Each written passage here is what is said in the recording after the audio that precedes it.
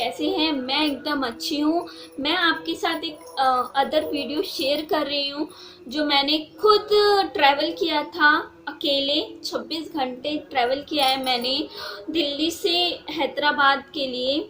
और उस समय जिस टाइम मैं जा रही थी उस समय कोरोना वायरस चल रहा था, तो मैं किसी को अपने साथ नहीं ले जा सकती थी। इसी वजह से मेरे को अकेले ट्रैवल करना पड़ा, वरना मेरे साथ कोई ना कोई तो मुझे छोड़ने आता इतनी दूर। ठीक है, सो ये वीडियो तब की है और मैं डाल सकती थी पहले, लेकिन कुछ कारण से ना नहीं डालूँ। प्लीज़ इस वीडियो को एकदम लाइक कर दीजिएगा क्योंकि ये वीडियो मेरे दिल के करीब है। ओके, अगर होप सो आपको अच्छी लगे ना, प्लीज़ एक लाइक कर दीजिएगा मेरे कहने से और कमेंट कर दीजिएगा। और मैं दिल्ली से अपने घर से लेके हैदराबाद हुआ मेरे साथ, वो सब मैं आपके साथ शेयर कर रही हूँ इस वीडियो में। मैंने क्या किया, कैसे, कहाँ गई, क्या किया, दिल्ली कैसे गई, दिल्ली से फिर हैदराबाद कैसे आई। जब मैं फरीदाबाद पहुंच चुकी थी और मैं कम से कम 3 महीने में वहाँ पे रही थी और अच्छा मोमेंट था मेरे लिए वहाँ पे। लेकिन मुझे लगता था कि मुझे कुछ शॉपिंग कर लेनी चाहिए, कुछ रिलेटिव से मिल लेना चाहिए था, लेकिन ऐसा हो नहीं पाया क्योंकि 21 मार्च से ना लॉकडाउन हो गया था। अब लॉकडाउन हो गया था तो किसी के साथ तो नहीं जा सकते थे क्योंकि कोरोना और बढ़ जाता। इसी वजह से मैं घर में ही थी अच्छे से। फिर क्या कुछ प्लानिंग थी, अब तो वो तो नहीं हो सकता था ना क्योंकि कोरोना चल रहा था। मेरे कुछ था मोमेंट कि मैं ये करूँगी, मैं वहाँ जाऊँगी, मैं ये खाऊँगी, मैं वो करूँगी, लेकिन ऐसा कुछ हुआ नहीं। तो मैं फिर क्या कर सकती थी, फिर मैं आ गई अपने ससुराल इसीलिए। और वो दुख की पड़ी आ चुकी थी और मुझे अपने मम्मी पापा और अपनी सिस्टर को छोड़ के खाना जाना था अपने हस्बैंड के पास।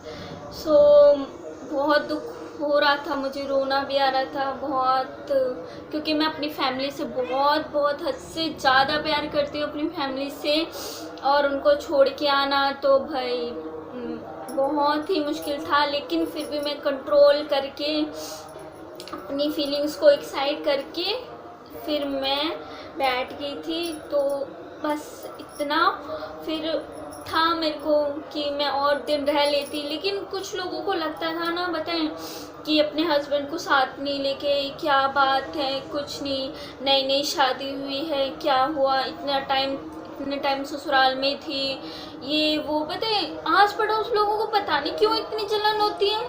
हाँ, अब दूसरों की लड़की को आप ऐसे बोलोगे क्या, बताओ। हाँ, किसी और की लड़की नहीं है कि हाँ के बस गई है, इसके पति ने ये वो फलाना ढिगड़ा, हर हमेशा किसी लड़की को नई नई जिसकी शादी हुई। अब बताओ, किसी का अगर ससुराल इतना दूर हो मायके से तो उसको सोच समझ के आना पड़ेगा ना। अब ये थोड़ी चुटकी बजाओ आप कहीं पे भी चले जा सकते हो। मुझे तो प्लानिंग करनी पड़ेगी ना कि मुझे यहाँ जाना है तो इसके लिए मेरे को इतना टाइम चाहिए। हाँ, मैं और मेरे हस्बैंड रहते हैं तो मुझे तो सोच समझ के करना चाहिए ना काम। लेकिन कुछ लोगों को पता है अजीब सी ही लगता है कि नहीं, इस क्या हुआ है इसके साथ, ये वो अजीब सा ही। प्लीज़ ऐसे किसी के साथ भी ना मत किया करो कि आप मतलब कोई भी लड़की अगर इतने दिनों के बाद अपने मम्मी पापा के पास रह रही है तो अच्छा है ना कि किसी की बेटी अपने मम्मी पापा के पास रह रही है। लेकिन फिर भी आपको पता नहीं क्या लगता है कि लोगों को कि नहीं, इसकी बेटी इतनी दिनों तक क्यों है, क्या इसके सास ससुर इसके साथ अच्छा व्यवहार नहीं करते थे क्या इसका हस्बैंड इसको प्यार नहीं करता था क्या, कि जो इसकी बेटी इतने लंबे टाइम से आ गई। हाँ, अभी एक बात बताओ, कोई लड़की बचपन से लेके ये अपने मम्मी पापा के पास रही, शादी होने के बाद अगर वो अपने मम्मी पापा के पास साथ मिलने आ गई होगी तो आपको फिर भी तकलीफ होगी। ये तो गलत है ना। अब कोई अपने मम्मी पापा को मिस भी नहीं कर सकता क्या? शादी होने के बाद ये सब भी हट जाता है क्या कि आप अपने मम्मी पापा को छोड़ दो, सिर्फ ससुराल के बारे में सोचो? ये तो गलत है ना। बताइए मुझे। मैं कुछ दिन के लिए क्या थी, मेरे अड़ोस पड़ोस को इतनी तकलीफ हो रही थी कि यहाँ पे क्यों रह रही है इतने टाइम से, क्या हो रहा है इसकी लाइफ में। ये सब गलत है। प्लीज़ ये सब ना नॉनसेंस करना छोड़ दीजिए। बहुत बहुत बहुत गलत है। अभी बताओ, मेरी शादी को नई शादी हुई है, मैं कुछ टाइम के लिए रही वहाँ पे, क्या मेरे लिए अच्छा? हमेशा तो मतलब लड़कियों को शादी के बाद तो ससुराल में ही रहना पड़ता है ना।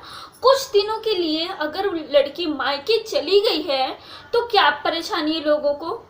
कम से कम कोई बेटी कुछ दिन के लिए मायके में तो है, अच्छे से है, सुकून के पल तो है। ऐसी बात नहीं है, ससुराल में भी सुकून। मम्मी पापा का प्यार ना किसी ससुराल से सुकून का नहीं होता है। तो प्लीज़ ऐसे ऐसे मत बोलिए किसी भी लड़की के लिए कि इसकी लड़की यहाँ पे क्यों है, ये वगैरह।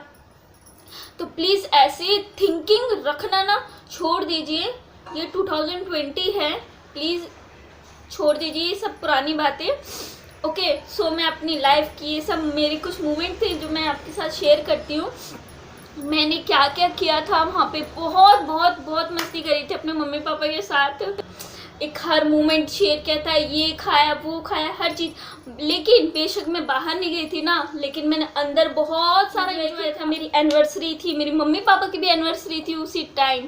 मैंने इस पल को ना पिछले एक साल बहुत मिस किया था, लेकिन इस साल ना 2020 में ना ये पल मैंने मिस नहीं किए थे।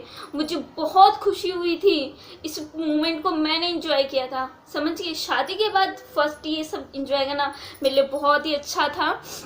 और सेकंड और थिंकिंग मैं बहुत इंजॉय करी थी वहाँ पे, अपने सबसे गली वालों से सबसे मिली थी, मुझे बहुत ही अच्छा लगा था।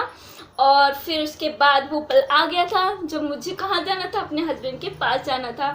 ठीक है, जाने से लेके एंड तक मुझे बहुत दुख हो रहा था कि क्या होगा कैसे नहीं होगा, क्योंकि मेरे अकेले जाने में तो मेरी फटती है, एकदम फटती है। मुझे डर लगता है अकेले कहीं पे भी जाने में। पहले जा सकती, शादी से पहले मैं खूब घूमती थी, बताएं, यहाँ जाना वहाँ जाना, यहाँ इतना ये वो सब। लेकिन शादी के बाद मुझे ना बहुत डर लगता था कि कैसे जाऊँगी, क्या करूँगी। मैं दिल्ली तक ही गई थी, बाहर कहीं जाना ना तो वो तो मेरे बस की बात ही नहीं थी। लेकिन फिर फर्स्ट टाइम जब मैं हैदराबाद से दिल्ली गई थी तो थोड़ा कॉन्फिडेंट लेवल होता है ना, इतना था कि हाँ मैं अकेले ट्रैवल कर सकती हूँ। हर लड़की को अकेले ट्रैवल करना चाहिए, अच्छा भी है, सेफ भी है। अपनी सेफ्टी रखोगे तभी आप सेफ रहोगे, वरना नहीं रह सकते सेफ। ये तो मेरा दावा है, ठीक है। उसके बाद मैंने क्या क्या किया, आप मेरे 2 लगेज थे और एक बैग था, उन सबको मैंने लिया। फिर गई मैं, फिर मैंने फर्स्ट कार जो होती है ट्रैवल करने के लिए वो बुक करी।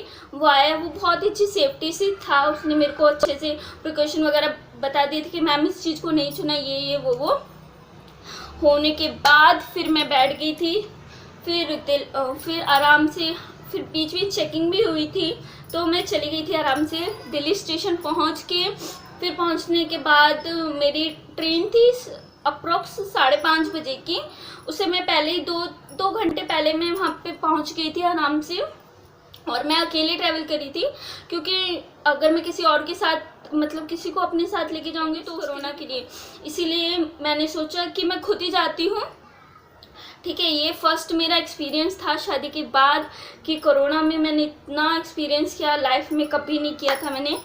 फिर मैं गई, फिर मैं ट्रेन में बैठ गई थी, अच्छे से ट्रेन चल रही थी, सही से चल रही थी और ना ज़्यादा भीड़ थी, क्योंकि मेरी सीट पे सिर्फ मैं ही थी, आजू बाजू कोई भी नहीं था और इतनी भीड़ भी नहीं थी। कोरोना में मैं अकेले से ट्रैवल कर ली थी और अकेले ही मैंने पूरे 27 घंटे वहाँ ट्रैवल किया। मुझे कोई भी परेशानी नहीं हुई और सैनिटाइज ये सब तो मैंने हाथ मतलब हर टाइम में करती रहती थी ताकि मुझे कोई प्रॉब्लम ना हो सके। और फिर क्या, मैं पहुंच गई थी अपने हबी के साथ और कुछ कुछ मोमेंट्स हैं जो मैं आपके साथ इस वीडियो में शेयर करूंगी। होप आपको ये वीडियो अच्छी लगी हो।